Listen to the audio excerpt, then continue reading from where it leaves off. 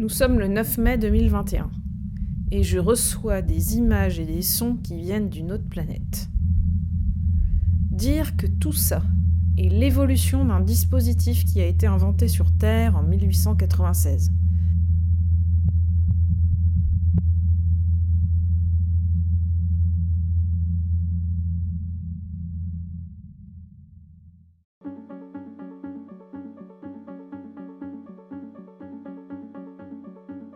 J'ai deux passions dans la vie, la conquête spatiale et le cinéma. Astronaute, j'ai un bac L et puis j'ai 7 sur 10 à chaque œil, ça risque d'être compliqué. Par contre, réalisatrice, me lancer dans une carrière cinématographique, ça, c'est toujours possible. Mes parents ne s'en seraient jamais doutés. Ils m'ont envoyé voir La Belle et le Clochard en novembre 1988 et ça a été la catastrophe. À l'instar de la diffusion du film des Frères Lumière, où tous les gens se sont barrés de la salle parce qu'ils pensaient que le train leur arrivait dessus. Et pourtant, 20 ans plus tard, en 2008, je me suis lancée dans des études de cinéma. J'ai travaillé dur, et j'ai appris tous les grands noms du cinéma. Louis et Auguste Lumière, Georges Méliès, forcément Charlie Chaplin et Walt Disney, et encore mon préféré, Buster Keaton. Mais j'ai eu besoin de personne pour ressentir un certain malaise. Effectivement, c'est quelque chose qui me suit depuis la primaire. Mais quand j'étais plus jeune, tout ça, ça me paraissait normal. Toute ma vie, en cours d'histoire, j'ai appris les inventeurs.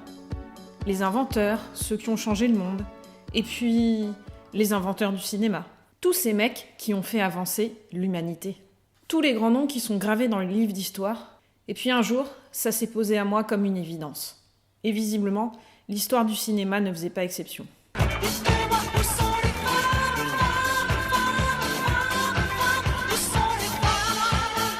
Pourquoi, parmi tous ces mecs, il n'y avait pas une seule meuf? Effectivement, les modèles auxquels je m'identifiais étaient tous masculins. Et je me suis rendu compte que parmi les pionniers du cinéma, il y avait plein de pionnières.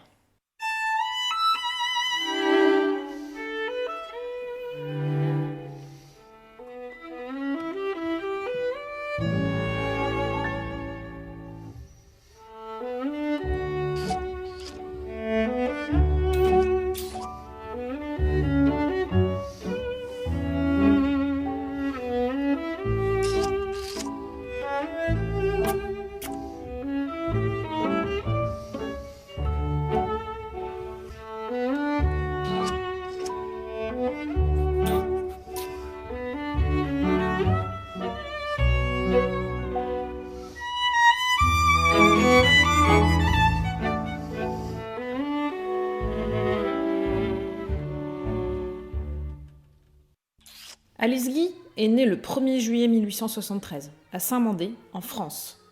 Elle est morte quasi centenaire le 24 mars 1968 à Wayne, dans l'État du New Jersey, aux États-Unis. Et c'est celle qu'on peut considérer comme la première réalisatrice au monde.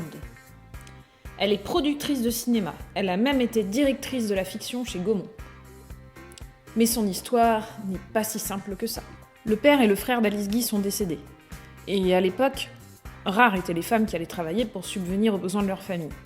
Alice Guy n'a pas eu le choix, il ne restait plus qu'elle et sa mère. Elle trouve un travail comme secrétaire chez Léon Gaumont. Et elle se passionne très vite pour le nouvel outil qui vient de sortir, le cinématographe. Elle propose alors à Léon Gaumont de tourner des fictions courtes, histoire de soutenir la vente des nouvelles caméras et des projecteurs. Et j'ai proposé à M. Gaumont de faire quelques scènes de cinéma. Il m'a dit, oui, c'est une affaire de jeune fille, en effet. Eh bien, mon Dieu, vous pouvez essayer, mais à une condition, c'est que votre courrier n'en souffre pas. En 1896, elle réalise alors son premier film, La Fée aux choux. Ce film est plein d'effets spéciaux, à l'instar de ceux de Méliès, un peu plus tard. Alors qu'elle n'a que 24 ans, Léon Gaumont, qui ne se rendait pas forcément compte de l'importance que ça allait prendre, la nomme comme directrice de fiction. Elle développe alors des programmes de fiction, et contrairement à Méliès, qui travaillera tout seul, elle s'entourera des premiers chefs opérateurs de l'histoire du cinéma. Méliès est mort dans l'oubli et la pauvreté, sans doute de fatigue ou de ce qu'on pourrait appeler maintenant un burn-out. En 1910, Alice Guy quitte Gaumont et part aux États-Unis.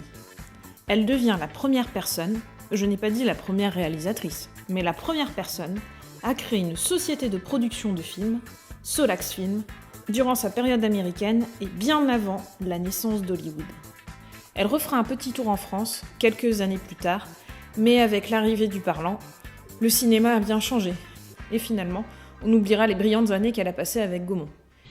Et ces films, ont-ils disparu ou au contraire, est-il possible d'en retrouver la trace? J'ai retrouvé dans les catalogues des grands musées, comme le musée d'art moderne, n'est-ce pas, comme la librairie du Congrès. J'ai retrouvé tous mes films. C'est là où j'ai retrouvé mon nom en figure comme metteur en scène. Donc ces films existent toujours?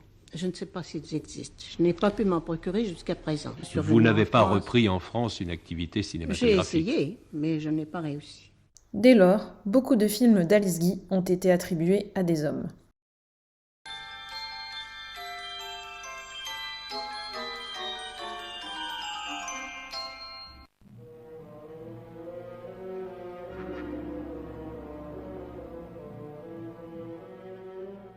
Le premier long métrage d'animation s'appelle Les Aventures du Prince Ahmed et il a été réalisé par Lod Reiniger, de son vrai nom Charlotte Reiniger, en 1926. Ce que personne ne sait, c'est que Walt Disney et plus récemment Michel Oslo se sont inspirés du travail de cette grande dame. Lod Reiniger est né le 2 juin 1899 à Berlin. Son père est allemand et sa mère est britannique. Elle meurt le 19 juin 1981 en Angleterre. Elle devient la pionnière dans le milieu des années 20 des films d'animation silhouette en Allemagne. C'est-à-dire qu'elle utilise une technique particulière de papier découpé et d'ombres chinoises. Elle a étudié l'art des ombres chinoises à l'Institut culturel de Berlin. Elle invente également un objet qui sera utilisé par les plus grands cinéastes d'animation plus tard, en premier Walt Disney bien sûr, la caméra multiplane. Lod Reiniger peut aussi se vanter d'avoir inventé le stop motion. Comme Walt Disney, elle s'inspire de contes populaires pour réaliser ses films. Ils auront un énorme succès auprès des enfants à la fin des années 20 et au début des années 30. C'est une des premières à se servir de l'avènement du parlant en 1927 pour illustrer ses films.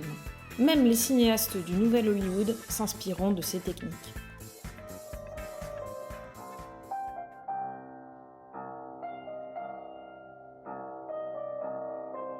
La troisième femme pionnière du cinéma dont je souhaite vous parler est Lois Weber. Née Florence Lois Weber le 13 juin 1879 en Pennsylvanie. Comédienne dans un premier temps, elle devient en 1905 à 26 ans réalisatrice. Elle est la première femme de l'histoire des États-Unis à réaliser un long métrage en adaptant sur grand écran une pièce de théâtre, Le Marchand de Venise, en 1914. Militante féministe, elle fait campagne pour le contrôle des naissances. Dans un film qu'elle réalise en 1916, Where Are My Children?, elle s'appuie sur un fait divers pour étayer la revendication du droit à l'avortement. Elle fonde son studio en 1917, qu'elle appellera le Lois Weber. Lorsqu'elle réalise son film Suspense, elle invente un concept qui est utilisé désormais très régulièrement, le split screen. Lois Weber fait partie des pionniers d'Hollywood. Et jusqu'à sa mort le 13 novembre 1939, ce sera la réalisatrice la mieux payée du studio Universal. Et voilà, nos chemins se quittent ici. Finalement, ça me rassure de me rendre compte que il n'y a pas que les hommes qui sont à l'origine des inventions du monde. Mais sans rancune, messieurs, on vous aime très fort quand même, et vous êtes aussi géniaux que nous.